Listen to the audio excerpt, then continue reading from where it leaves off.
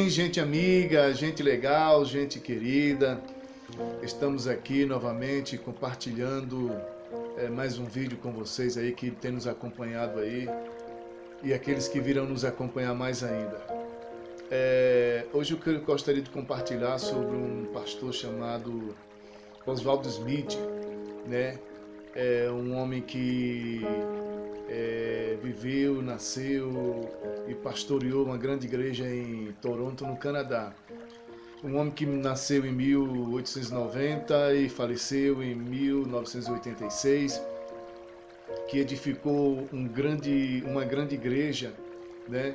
Enquanto ele ia a mais de 80 países, ele enviou centenas e centenas de missionários pelo mundo afora, pastoreando e enviando missionários pelo mundo afora. Um homem muito conhecido no campo missionário. Não tem como falar de missões se não colocar Dr. Oswaldo Smith entre tantos outros. Um homem que escreveu vários livros, né, pregando e levando o evangelho a mais de 80 nações. E entre o livro que ele escreveu é o Paixão pelas Almas, O País que Eu Mais Amo, Contos do Campo Missionário e tantos outros livros que Oswaldo Smith escreveu. Mas há um livro que eu achei interessante, que ele escreveu totalmente diferente da questão do que ele sempre falou da obra missionária. É um livro chamado Profecia, o Reino que Há de Vir. Esse livro aqui, ó, é do Dr. Oswaldo Smith. Um livro raro que poucas vezes você vê esse livro, difícil de achar, né?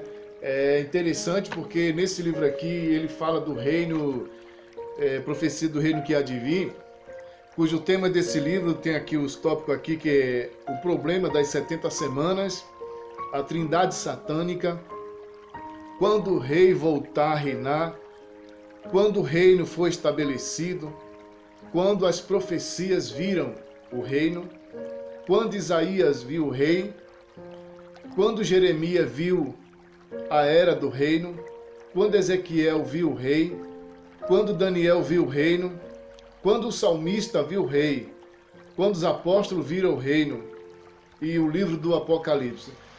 É muito interessante esse livro, e quem sabe depois vou fazer um pouco de comentários aqui, que é muito, muito bom, muito bom. Muito bom esse livro mesmo. Como eu falei assim, você não acha esse livro nas livrarias. Eu não achei esse livro em livraria. Já faz pelo menos vai fazer uns 2 anos que eu estou com esse livro. Achei ele num acebo onde ele vende livros usados, e achei muito interessante, né? Esse homem escreveu livros tremendos, livros que tem assim impulsionado muita obra missionária. Dr. Oswaldo Smith impulsionou muita obra missionária com seus livros. Então, eu acho muito interessante seus materiais, porque os livros mesmo, somente o Paixão pelas Almas, eu li esse livro pelo menos 4 vezes. É um livro muito empolgante, que deixa você tremendamente apaixonado pelo campo missionário, pelo desafio da obra missionária, por pregação do evangelho. Mas esse livro aqui, sabe, Profecia, o Reino que Há de Vir, é um livro diferente dos demais, totalmente diferente. Então, se você achar esse livro, não dá fim não, viu? Não doa, não vende, porque esse livro é difícil de achar, muito difícil. Então, talvez você que esteja me ouvindo e vendo agora tenha esse livro, ou encontrou esse livro. Então, não venda esse livro é muito bom, difícil de achar, raro, né? Profecia, o Reino que Há de Vir. Olha, eu nunca imaginava Dr. Oswaldo Smith escrever um livro tão precioso, tão maravilhoso como esse. Um homem que impulsionou a obra missionária de uma forma que nos tempos modernos não teve alguém que impulsionou tanta obra missionária como este homem, né? Como eu falei para os irmãos, ele foi a mais de 80 países pregando o evangelho, colocando missionário no campo, sendo que ele mesmo, no início do seu ministério, quando ele se colocou para o campo missionário, ele foi rejeitado, porque ele tinha alguns problemas de doença, Então ele colocou isso no seu coração. Se eu não posso ir, vou enviar um substituto. E ele fez isso muito bem, muito bem. Dr. Oswaldo Smith fez isso tremendamente, enviando centenas e centenas de missionários para o campo, né? Enquanto ele tocava, enquanto ele compôs louvores, hinos, enquanto ele escrevia, sabe? Ele colocou todo este investimento na obra de Deus até o dia que ele veio a falecer em 1986. Então ele pastoreou a igreja que ele mesmo fundou em 1928, pastoreou até 1958. E todo esse tempo dedicado à obra missionária, à obra evangelística, à obra, sabe, mundial. Então, veja mais um pedacinho das suas palavras do Dr. Oswaldo Smith, falando de forma dublada, né, traduzido. Então, escute só um pouco da mensagem deste homem de Deus. Em meus anos de ministério, minha vida tem sido tremendamente motivada por grandes modelos missionários. Eu quero dar-lhes um dos meus modelos prediletos. Eu proponho à classe uma pergunta: por quê? Por que alguém deveria ouvir o Evangelho 2 vezes antes que todos tenham ouvido ao menos uma? Anos atrás, eu estava lendo a Bíblia para ver se eu poderia permanecer em meu próprio país, em meu pastorado normal, e ainda agradar a Deus e cumprir os mandamentos pós-ressurreicionistas do Senhor Jesus Cristo.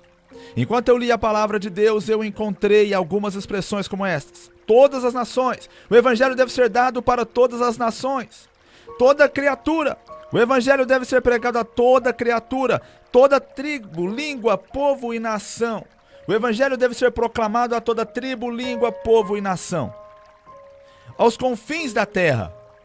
Enquanto eu li estas expressões, eu me fiz uma única pergunta simples: todas as nações vivem no Canadá?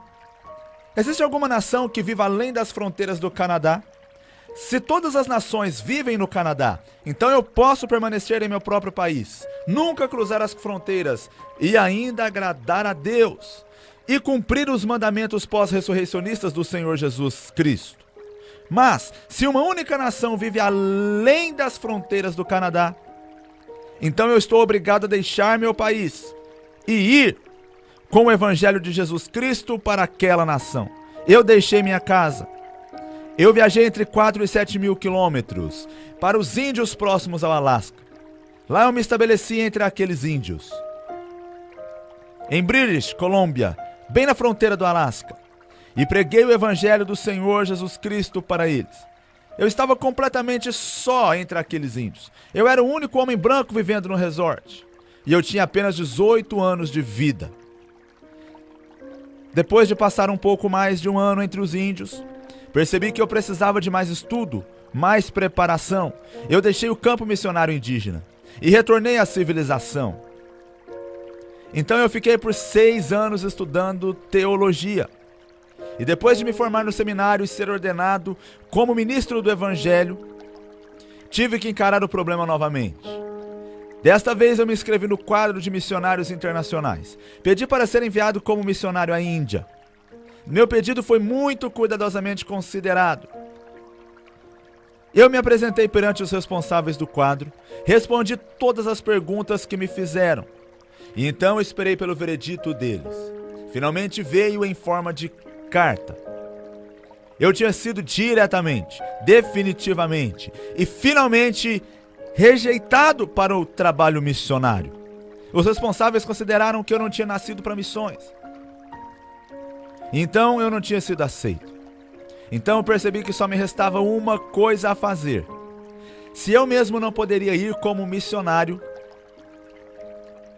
eu teria que enviar substitutos.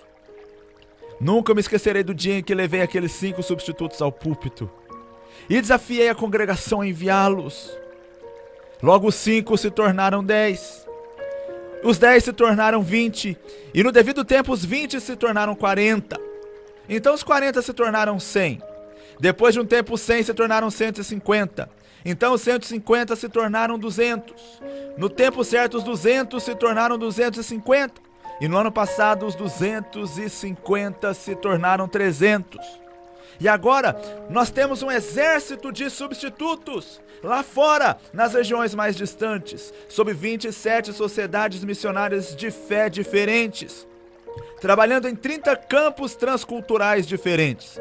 Nossos substitutos, nossos representantes, pregando o Evangelho do Senhor Jesus Cristo sob o nosso sustento.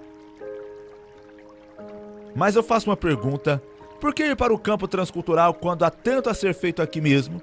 Deixe-me responder essa pergunta fazendo-lhes outras 4 perguntas. Primeira, por que David Livingstone deixou a Escócia e foi para a África quando ainda havia muito a ser feito na Escócia? Por quê? E por que William Carey deixou a Inglaterra quando ainda havia muito a ser feito na Inglaterra e foi para a Índia? Por quê? E por que Hudson deixou os Estados Unidos e foi para Burma quando havia tanto para ser feito na América? Por quê? E por que o apóstolo Paulo deixa sua própria terra, a Palestina, quando o povo da Palestina nem sequer tinham ouvido o Evangelho do Senhor Jesus? Por que ele deixou a Palestina e foi para a Europa, seus pobres pais e meus pobres pais, para pregar o Evangelho do Senhor Jesus Cristo? Por quê? Eu posso dar-lhes a resposta, e eu faço dando-lhes e usando a Bíblia. O campo é o mundo. Eu digo, o campo é o mundo. Você já viu um fazendeiro?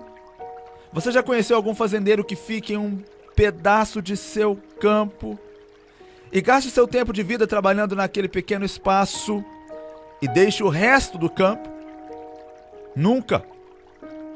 O fazendeiro trabalha no campo inteiro. Ele trabalha a fazenda completa. E os Estados Unidos da América é apenas um pequeno pedaço de terra. Grã-Bretanha é apenas um pequeno pedaço de terra. Se você tiver dado todo o seu dinheiro para o trabalho cristão nos Estados Unidos, então você tem trabalhado em apenas um pedaço de terra. Amados irmãos, então parabéns. Seja edificado através dos livros, dos materiais que esse homem de Deus deixou como legado para esta geração. Dr. Oswald Smith foi um homem tremendamente usado por Deus nestes tempos para impulsionar a obra missionária e desafiar tantas pessoas que se edificaram através dos seus livros, através dos seus materiais. Quem sabe eu vou estar falando de outros livros deles aí, que temos alguns mais aí, mas esse aqui me chamou a atenção. Profecia, o reino que há de vir. Um livro diferenciado do Dr. Oswald Smith, um homem que impulsionou a obra missionária, sabe, pelo mundo afora, enviando centenas e centenas de missionários nesse tempo que nós estamos vivendo, né? Nesse tempo moderno agora. Deus abençoe a você, seja edificado pela palavra de Deus. E lendo esses livros do Dr. Oswald Smith, com certeza você vai ser tremendamente abençoado. Deus abençoe tua vida em nome de Jesus.